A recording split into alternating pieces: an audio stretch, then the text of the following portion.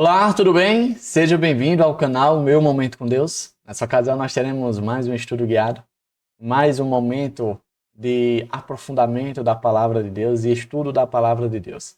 Se você gosta de passar tempo refletindo na Bíblia, estudando a Bíblia, buscando ouvir a voz de Deus por meio do estudo da Bíblia, você está no lugar certo, porque é exatamente isso que nós dedicamos neste canal, tá certo?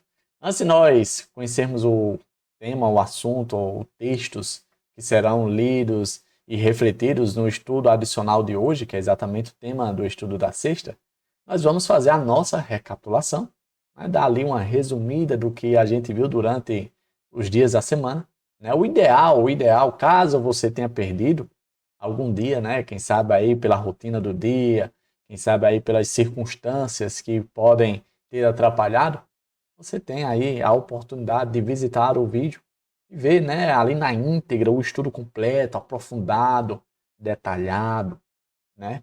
Onde a gente aborda alguns pontos interessantes, faz algumas reflexões e extrai algumas lições para a nossa vida. Eu recomendo isso. Mas se de todo caso você quiser, né, reavivar a memória o que a gente estudou durante a semana, nós vamos fazer isso para no finalzinho a gente fazer o nosso estudo complementar, o estudo adicional, tá bom? Antes disso, nós vamos orar, né, buscando a presença de Deus, o devido preparo espiritual para sermos impressionados pelo poder do Espírito.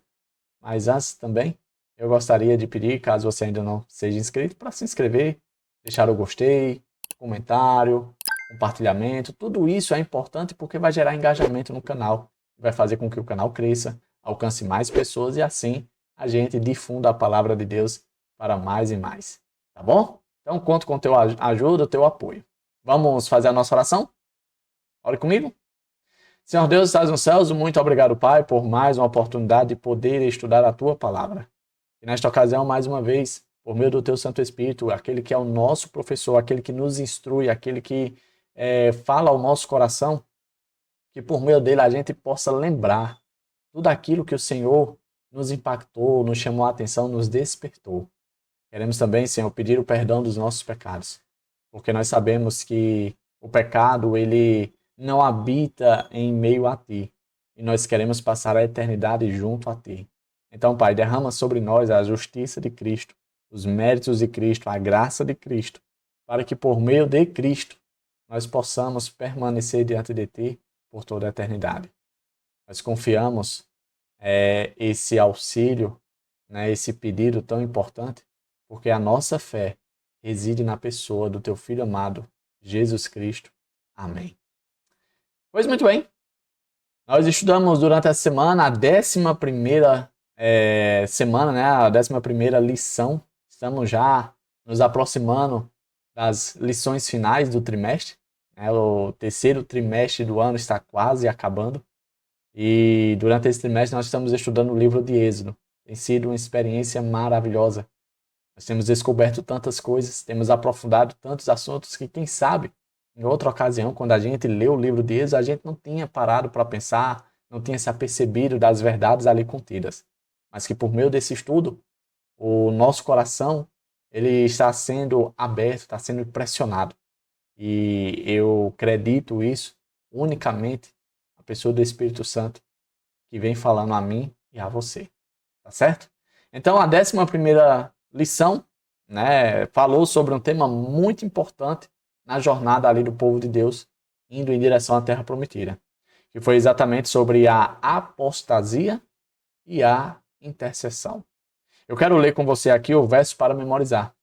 Ele se encontra ali no livro de Êxodo, capítulo 32, verso 31 e 32, que diz assim, ó: Moisés voltou ao Senhor e disse: Ah, o povo cometeu grande pecado, fazendo para si deuses de ouro. Agora, pois, perdoa-lhes o pecado. Ou, se não, peço-te que me risques do livro que escreveste. A gente vê essa atitude linda de Moisés, que inclusive prefigura como uma atitude do próprio Cristo ao se dar em sacrifício, né, morrendo ali de forma expiatória por toda a humanidade. E aí Moisés tem uma atitude semelhante à de Cristo, colocando a própria vida dele em sacrifício por todo aquele povo que tinha restado e permanecido ao lado de Deus, após terem se arrependido do grande pecado que tinham cometido. O estudo dessa semana abordou o momento em que Moisés precisou se ausentar. Davi, Moisés foi fazer o quê? Vamos recapitular algumas coisas que a gente viu em lições anteriores. O povo, por várias vezes, sinalizou para Deus que iria fazer tudo quanto Deus mandasse e ordenasse. O povo firmou uma aliança com Deus. E aí o povo selou esse pacto, essa aliança, né, esse contrato com o Senhor, esse relacionamento, ali por meio de sacrifícios. Você lembra que Moisés aspergiu o sangue do holocausto sobre o povo? Pois é. Aquele momento foi muito simbólico e muito emblemático. E aí, dias após, Moisés sobe com Arão, os filhos de Arão e 70 anciões no Monte Sinai. E depois desse evento, que eles veem ali o Senhor, ceiam com o Senhor por meio de uma comida que o Senhor preparou, Moisés sobe sozinho para o topo do Monte Sinai. Até o próprio Josué, que estava ali fazendo, de certo modo, a guarda com Moisés, fica embaixo esperando Moisés. A questão, ou o problema, é que Moisés passou tempo demais com Deus. A Bíblia diz que ele ficou ali com o Senhor cerca de 40 dias. E aí, a lição abordou exatamente o que foi que aconteceu durante esse período de 40 dias com a ausência de Moisés. Vamos ver aqui o tema de domingo. O tema de domingo foi liderança fracassada. Na ausência de Moisés, Arão era a pessoa que liderava o povo. Arão, ele é uma figura, um personagem muito importante dentro desse contexto, porque se a gente for analisar, Arão esteve envolvido em todas as etapas da libertação do povo. Sempre que Moisés ia até o faraó, Arão ia junto. Arão sempre estava junto. Arão foi a solução para o problema que Moisés apresentou diante de Deus. Então Arão era uma pessoa de estreita confiança de Moisés. Quem sabe Moisés, enquanto estiver ali com Deus, não ficou nada preocupado, porque, afinal de contas, o seu irmão Arão estava com o povo. Arão era a escolha de Deus para ser a liderança espiritual, foi escolhido para ser o sumo sacerdote, junto com seus filhos, oficiando diante de Deus como sacerdotes. Arão tinha vivido coisas extraordinárias na presença de Deus, tinha tido o privilégio de realizar feitos milagrosos junto com seu irmão Moisés. Ou seja, Arão, ele foi privilegiado. Arão não tinha desculpa nenhuma para falhar. Mas aí o contexto de domingo trouxe exatamente uma triste realidade. O povo sentiu a ausência de Moisés. O povo achava que Moisés não ia voltar mais. Que a liderança de Moisés tinha se perdido. E agora eles precisavam de um novo rumo. Pois aparentemente a ideia de ir para a terra prometida, a qual Moisés estava guiando o povo, que na verdade era o próprio Deus que estava guiando, tinha se perdido.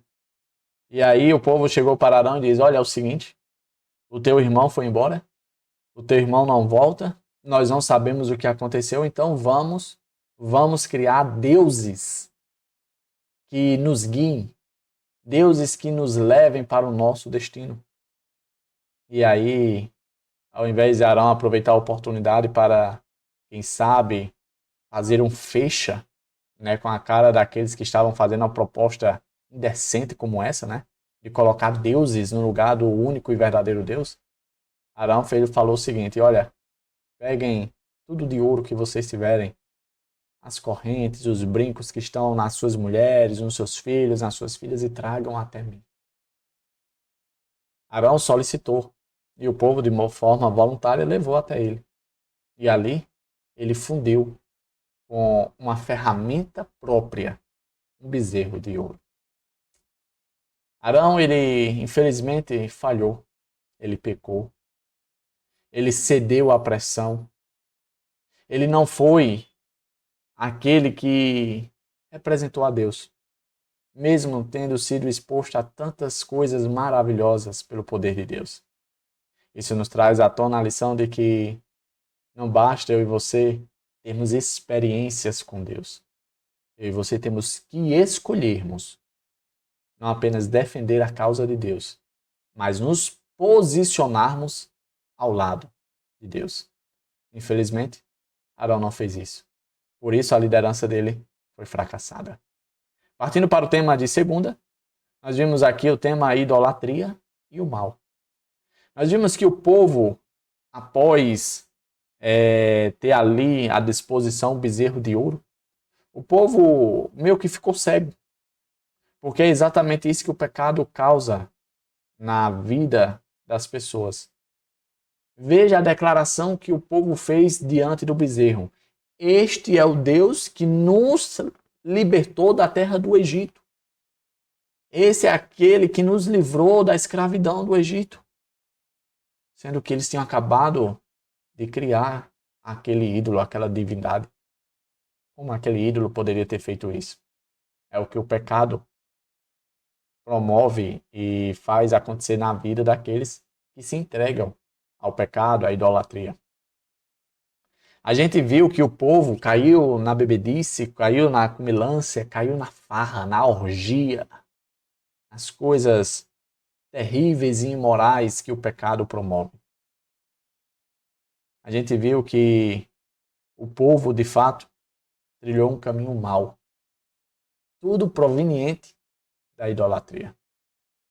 Algumas pessoas dizem, mas que mal tem a idolatria? A idolatria é um pecado altamente danoso. Não é à toa que o inimigo de Deus sempre suscitou, no meio do povo de Deus, algum tipo de idolatria. E nos dias de hoje, não é diferente. Talvez não sejam bezerros de ouro, mas sejam ídolos com aparência completamente diferente. Então, na segunda, a idolatria e o mal. Vamos para a terça, corrompidos pela idolatria. O povo ficou, podemos dizer assim, com a pá virada. Ezequiel até fala que um dos problemas do povo de Deus era exatamente a questão da idolatria. E a gente viu nesse estudo que idolatria não tem só que ver com relação a ídolos de pedra, de gesso, de madeira. Não. Ídolos pode ser qualquer coisa. É tanto que no final do estudo fez uma listazinha ali das coisas possíveis que pode ser, como por exemplo, política, né, como a gente vê nos dias de hoje, as pessoas muito inflamadas com relação à política, né, trabalho, compras, prazeres, coisas até mesmo que aparentemente são boas, como a família. Você sabia que a família pode ser um ídolo? Davi, o que é um ídolo? Então, um ídolo é tudo aquilo que ocupa o lugar de Deus. Um ídolo é tudo aquilo que faz com que Deus fique em segundo plano. Então reflete aí, analisa. O que é que tem feito com que o Senhor fique em segundo plano na sua vida? Será que é um filho, marido, o trabalho? Será que é porque você está dormindo tarde demais e está cansado, não está tendo tempo de qualidade com Deus? Será que é porque você não está se alimentando bem e aí está doente, não está tendo condições de estar com o Senhor? Tudo que ficar entre você e Deus é um ídolo. Agora você percebe que com facilidade eu e você podemos estar vivendo algo parecido com o que o povo de Israel estava vivendo ali? Nós podemos estar adorando um ídolo também. E isso é preocupante. Porque Ezequiel fala que o pecado da idolatria sempre chama outros pecados. Nós vamos ver daqui a pouco, por exemplo, o que aconteceu com Arão. Vamos para o próximo tema? Quarta-feira. O tema de quarta-feira foi a justa ira de Deus. Enquanto Moisés está ali com Deus, o Senhor traz à tona o que está acontecendo com o seu povo, lá no acampamento. E aí Deus fala o seguinte: olha, Moisés, esse povo que saiu do Egito é muito obstinado. Quem era obstinado? Você lembra? O próprio faraó. O que significa ser obstinado? Teimoso, coração endurecido, um coração que não se permite ser mudado. Eu espero que nenhum de nós possa ter um coração obstinado. Que a gente possa ser sensível, ter um coração de carne, um coração pronto a obedecer ao Senhor. E aí Deus diz, olha, esse povo é muito obstinado, Moisés. Esse povo ergueu um bezerro de ouro e esse povo está dizendo que foi esse bezerro que libertou eles do Egito, Moisés. Moisés, eu vou fazer o seguinte, eu vou lá, eu vou destruir todo mundo. E aí eu vou fazer de você o meu povo. Eu vou começar a partir de você. E de você eu farei uma grande nação, Moisés. Vamos fazer assim? Nós fica combinado assim? Aí Moisés já começa a sua intercessão. Ele diz, não, não, Senhor, calma. Segura aí. Não vamos fazer desse jeito. O que é que as pessoas vão falar acerca do Senhor? Que o Senhor libertou esse povo para depois aniquilar, destruir eles no deserto. A imagem do Senhor não vai ficar legal. Não vamos fazer isso. Deixa que eu vou lá ver a situação, vou tentar resolver, vou tentar remediar. Mas por amor ao teu nome, pelas promessas que o Senhor fez aos patriarcas, Abraão, Isaque e Jacó, por tudo aquilo que o Senhor já fez, todo o empenho que o teu braço poderoso promoveu e providenciou com esse povo, não desiste, Senhor, não entrega os pontos. E aí o Senhor volta atrás, a ameaça de destruição que ele tinha feito ali ao povo. Moisés vai até o local. Ele se encontra com Josué no caminho e Josué diz, olha, parece que está tendo uma guerra, né? A gente está escutando um som, parece que é barulho de guerra. E Moisés, já sabendo o que estava acontecendo, diz, olha, meu amigo Josué, não é bem assim. Esse som que você está ouvindo não é nem de som de vitória, nem de derrota. Mas é som de festa. O povo está festejando. E aí, quando eles chegaram lá, eles se depararam com um tipo de festa, que era exatamente um culto pagão. Um culto semelhante, parecido com aqueles que aconteciam no Egito. Terrível. Triste de ver. Moisés destrói o ídolo, dilui ele em água, chega para seu irmão Arão e aí faz aquela pergunta chave. O que foi que aconteceu? Por que foi que você permitiu isso? Arão diz, olha, Moisés, tu sabe que esse povo é mau, que esse povo é inclinado ao pecado, e não sei o que, lá. E aí eu joguei o ouro que esse povo me trouxe no fogo e do nada, magicamente, surgiu um bezerro de ouro. Eu não sei como foi que aconteceu. Arão, ele não tinha apenas traído o Senhor, transgredido a lei, cometido o pecado. Mas como eu disse a você, lembra que um pecado chama outro? Arão tentou enganar Moisés. Arão tentou mentir para Moisés, sendo que Moisés já sabia de tudo. Então, diante daquela triste cena, Moisés coloca o povo em xeque. E aí Moisés faz a pergunta, que é uma pergunta que deve permear o meu coração todos os dias, e o seu também. De que lado vocês estão? O Senhor estava querendo destruir vocês, mas ele se arrependeu, ele mudou de opinião. Mas hoje nós precisamos tomar uma decisão. Hoje vocês precisam escolher qual é o lado que vocês vão escolher. É o lado de Deus ou é o lado contra Deus? O lado dos ídolos. E aí, os levitas sinalizaram, se posicionaram ao lado de Deus. Eles não, nós escolhemos Deus. Vocês escolhem Deus, escolhemos Deus. Tá certo. Então vocês vão fazer o seguinte. Vocês vão pegar a espada de vocês. E vocês vão percorrer todo o acampamento. E vocês vão tirar a vida, vocês vão matar todos aqueles que rejeitaram o Senhor. Todos aqueles que preferiram se abraçar com o pecado. Todos esses devem morrer. Não importa se são irmãos, se são parentes, se são seu vizinho. Não é para ficar ninguém vivo. E assim aconteceu. E aí no final Moisés diz, olha, porque vocês fizeram isso. Não apenas se posicionaram, escolheram um lado, mas tiveram a firme atitude daqueles que estão fechados com o Senhor. Vocês serão abençoados. Depois de ter acontecido tudo isso, a gente vai para as cenas do dia seguinte. Aquele fatídico dia chegou ao fim. E aí no dia seguinte, foi exatamente o contexto da quinta-feira. Na quinta-feira, o tema foi intercessão. Moisés reúne o povo e mais uma vez faz o povo refletir no tamanho pecado que eles tinham cometido, embora já tivessem se arrependido.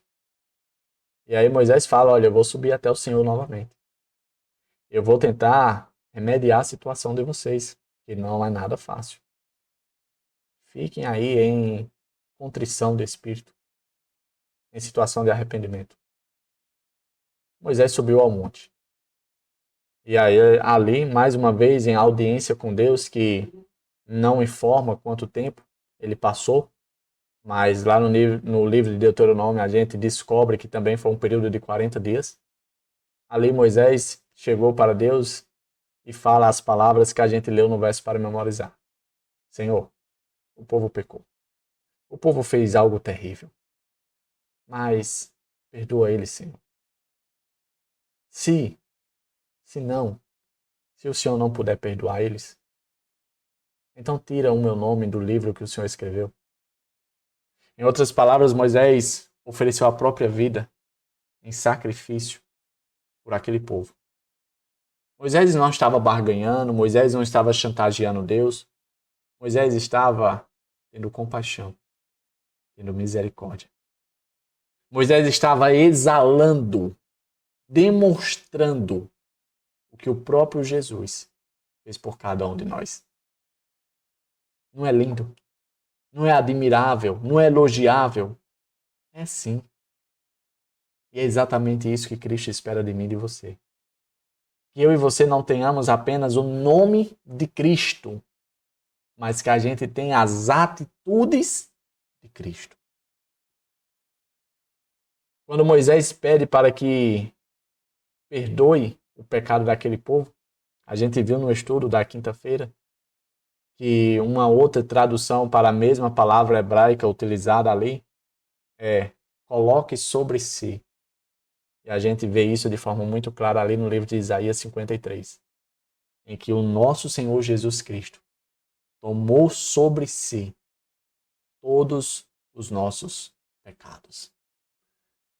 Se hoje eu e você temos a oportunidade, a graça, a bênção da salvação, é porque alguém tomou sobre si os pecados, os fardos e o preço do pecado. Jesus Cristo, ele é o nosso resgatador, ele é o nosso redentor. E é graças à pessoa de Jesus que eu e você nutrimos a bendita esperança de mais uma vez estarmos por toda a eternidade com o nosso Deus.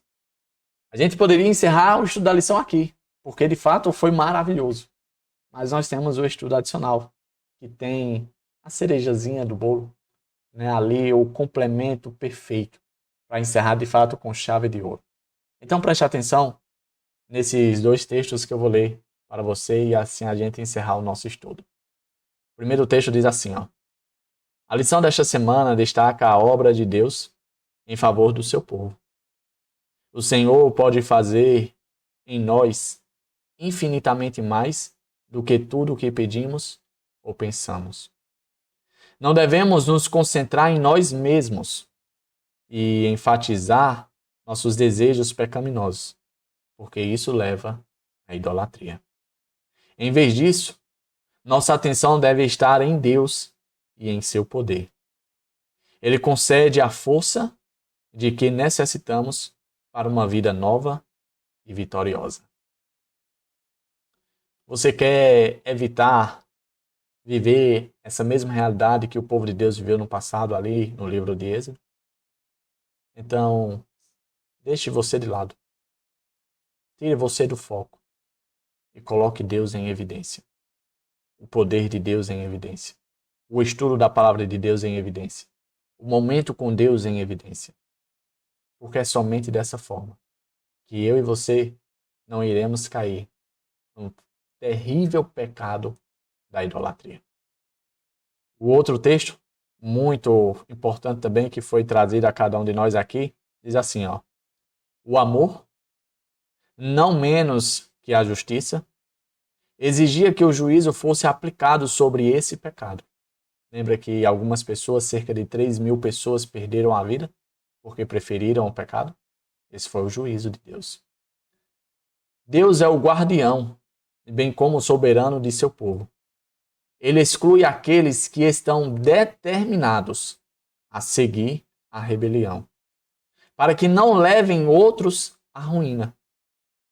Poupando a vida de Caim, Deus demonstrou ao universo qual seria o resultado de permitir que o pecado ficasse sem punição. A influência exercida sobre seus descendentes por sua vida e seu ensino determinou o estado de corrupção que exigiu a destruição do mundo inteiro pelo dilúvio. Por que foi que Deus poupou, por que foi que Deus não poupou, teve misericórdia daquelas pessoas que cometeram tamanho pecado? Porque já havia um precedente desse tipo de situação e não foi nada bom. A história de Caim traz à tona exatamente isso, quando Deus deixa impune uma vida determinada a viver em rebelião contra Deus. O que significa uma vida determinada a viver em rebelião? É uma vida de uma pessoa que não vai voltar atrás, que não vai ter um lapso assim e dizer, rapaz, eu vou me converter a Deus. Deve mais. Quem garante que essa pessoa não iria se converter? O Senhor. Somente o Senhor, que sonda os corações, sabe quem tem ou não disposição a se permitir viver o assim diz o Senhor. Se uma pessoa já cometeu o pecado contra o Espírito Santo, em outras palavras, não consegue mais discernir a voz do Espírito, não está mais aberto a mudar, a se transformar, a se render, essa pessoa foi longe demais. Essa pessoa está obstinada demais. Assim foi o caso de Caim e das pessoas que, por influência deles, viveram uma vida corrupta, a ponto de ser necessário a destruição da raça humana, exatamente pelo nível de corrupção moral que o povo chegou. Então Deus não iria permitir novamente isso, como Ele não irá permitir também nos dias de hoje. Continua dizendo o seguinte: quanto mais os homens viveram, tanto mais corruptos se tornaram. Assim seria com a apostasia no Sinai, se o castigo não tivesse sido imediatamente executado sobre os transgressores. Os mesmos resultados teriam sido vistos novamente. Em outras palavras, eu quero encerrar o estudo da lição, da 11ª lição, dizendo o seguinte: a morte daquelas quase 3.000 pessoas foi um ato de misericórdia de Deus. Davi, 3.000 pessoas morreram, você está dizendo? Sim. E eu vou lhe explicar por quê. Porque se essas 3.000 pessoas não são destruídas, a influência maligna dessas pessoas iria apodrecer todo o restante da comunidade de Israel, levando com que todos os outros também ficassem iguais a eles, obstinados, rebeldes e idólatras. Então, quando Deus retira a maçã podre do cesto, faz com que o resto das maçãs não apodreçam. Foi exatamente isso que aconteceu. O ato divino de misericórdia e compaixão com aqueles que naquele momento ouviram os apelos de Deus, se arrependeram e voltaram para o caminho do Senhor. Então, quando a gente vê esse tipo de atitude, não estranhe. Não pense, que Deus tirano, que Deus maldoso, que Deus assassino. Não. É a justiça junta com o amor, em pé de igualdade. Justiça agindo contra os obstinados e amor agindo com aqueles que escolheram o Senhor. Que eu e você possamos estar do lado daqueles que escolhem sempre o Senhor. Tá certo? Chegamos ao fim de mais um estudo guiado. Um estudo maravilhoso, uma semana repleta de bênção da palavra de Deus. E eu creio que o Senhor continuará falando a cada um de nós por meio do estudo da sua palavra. Por isso o meu convite é, volte amanhã. Porque amanhã, novamente, tem estudo guiado, tem um estudo da lição. Nós vamos para a 12ª semana. E com certeza vai ser um estudo maravilhoso. Estamos quase concluindo o livro de Êxodo. Ainda não acabou. Então não perde. Faz o compromisso e comparece. Tá bom? Eu vou estar te esperando. É isso. Até a próxima e tchau, tchau.